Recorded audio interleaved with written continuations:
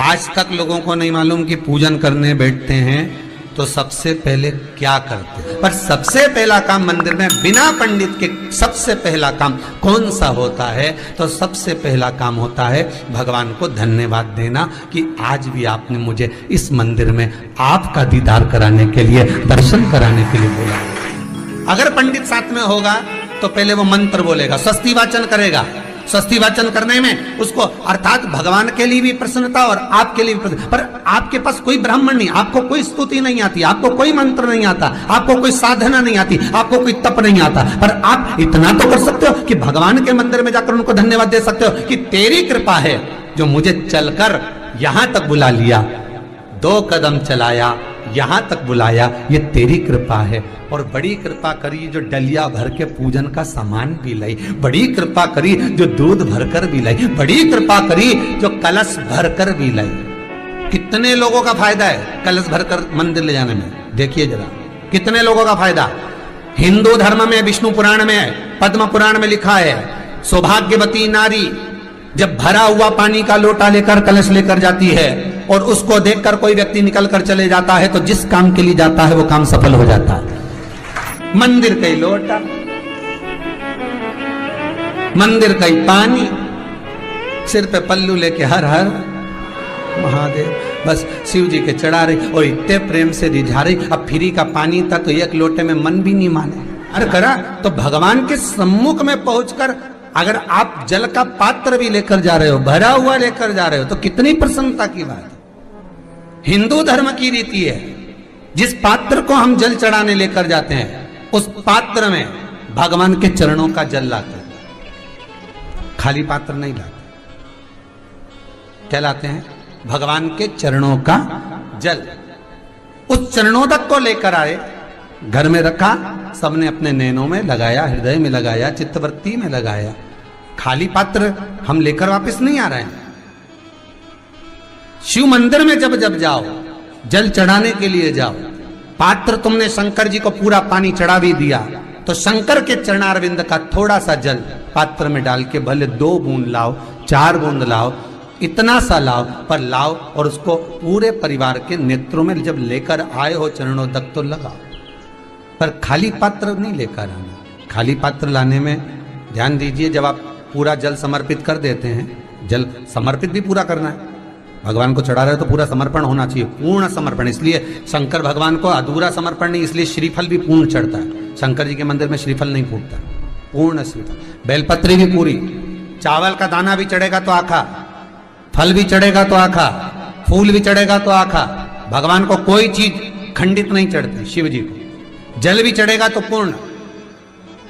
जिस जल को चढ़ाने के लिए लेकर गए उसको बचाकर नहीं लाना है शिव मंदिर में से, संपूर्ण भाग, क्योंकि भगवान के चरण की रज जब हमारे घर में प्रवेश करेगी तो हमारा आत्म कल्याण तो स्वतः ही हो जाएगा। शिव करुणा कर ही देंगे। पर कई लोगों की आदत रहती है, और आपने भी गलती करी होगी, गए होगे, चढ़ाकर भी आए होगे, पूरा पानी भी उंडेल कर आए होगे, चढ़ा भी दिया, छोड़ भी आए, पर लेकर नहीं आए होगे। कई लोग गलती कर जाते हैं और फिर बाद में कहते हैं हम तो इतने साल से पूजन कर रहे हैं, भगवान हमारी सुन ही नहीं दिया। तो भगवान के मैं तो तैयार बैठा, पर तू नवा के चली जाए, लेके तो कहीं जाए। तो भगवान थोड़ी ना कहेगा कि तू मेरे पास में आए तो मेरे चरण की रज लेकर जा। भगवान थोड़ी ना कहेगा कि मेरे पास में आकर तू ये लेकर जा। भगवान तो कहेगा मेरे पास में आया है, मांगना कुछ मत, बस मुझे जो स्नान कराया है मेरा चरणोदक लेकर जा, छीट दे पूरे घर में, संपदा भरना मेरा काम है। जहां मेरी चरण की रज पहुंच गई वहां संपदा स्वतः पहुंचती है, मैं वहां पहुंच जाता हूं। तो चरणों तक ले जा, पर लोग ले जाते हैं, पूजन करते, कलश भी उंडेलते, जल भी चढ़ाते, पर आते समय खाली लेकर आ जाते। भगवान को इतना बुरा लगता, मेरे दरवाजे से खाली जाए, मुझे कितना बुरा लगेगा। जो आए वो भर कर जाए, भले 2 बूंद लेकर आओ, पर उसमें चरणों तक थोड़ा सा लेकर अवश्य आए। उसी तरह जल चढ़ाने के बाद हम जब लेकर आते हैं पात्र के अंदर, ये उसमें उसकी बरकत है। गर्ग संहिता में दूसरी चीज कही, उसको भी समझ लीजिए।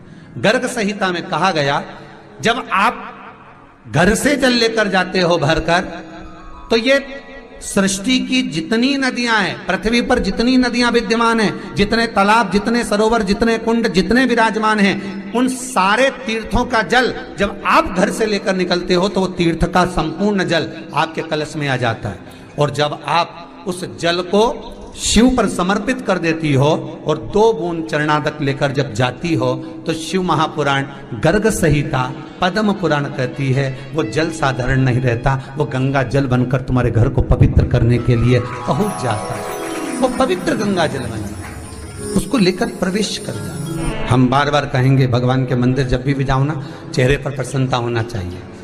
किसी से मिलने जाओ ना, चेहरे पर अगर प्रसन्नता नहीं और ऐसे ही पहुंच गए ना तो वो श्रेष्ठता नहीं मानी गई। तुम तुम्हारी बहन के घर जाओ, सती मैया जलकर भस्म क्यों हुई? माता सती के भस्म होने का कारण क्या था? सती को पिता पर जितना क्रोध आया उससे ज्यादा क्रोध सती माता को अपनी बहनों पर आया कि मेरी इतनी बहन, ये 60 की 60 बहन मेरे सामने खड़ी रही और मैं आई तो प्रेम से मुस्कुराई तक नहीं। आप किसी के यहाँ जाओ और कोई के यहाँ पहुंचे और जाते से ही आप उस पहुंचे और कहा जी जी राधे राधे, जय श्री कृष्णा, हर हर महादेव, श्री शिवाय नमस्तुभ्यम, ओम नमः शिवाय, आपने बोला और उसके चेहरे पर प्रसन्नता नहीं आया तो ऐसे घर में जाने से कोई फायदा है क्या? और आप किसी के यहाँ जा रहे हो तो आपके चेहरे पर भी प्रसन्नता होना चाहिए, सामने वाले को तो हो, आपके भी चेहरे पर भी। मंदिर में जब जब जाएं, गुरु के दरवाजे पर जब जब जाएं, परमात्मा के चरणारविंद में जब जब जाएं, माता पिता के चरणों में जब जाएं, घर के बुजुर्गों के पास जब जाएं तो तुम्हारे चेहरे पर प्रसन्नता होना चाहिए। भगवान को भी लगे दुख भले है इसको पर चेहरे पर प्रसन्नता है, इसको अब दुख नहीं देना क्योंकि इतना मुस्कुराकर ये मेरे मंदिर में आती है।